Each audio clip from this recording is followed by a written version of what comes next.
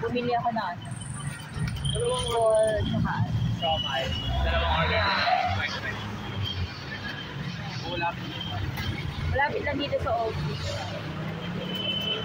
Ngayon lang ako, bumili dito kasi hindi na ako nagkaroon ng time. Oh, my. Iba-iba kung ano. Yung chicken ball, fish ball, also Nabibigay ko sa'yo. mini, cheese stick, fries, quick, tsaka cookie. Ito na siya. Lalagyan ko lang siya ng sauce.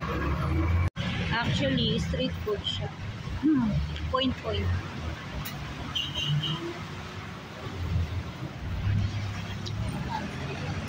Malinis yung ano niya.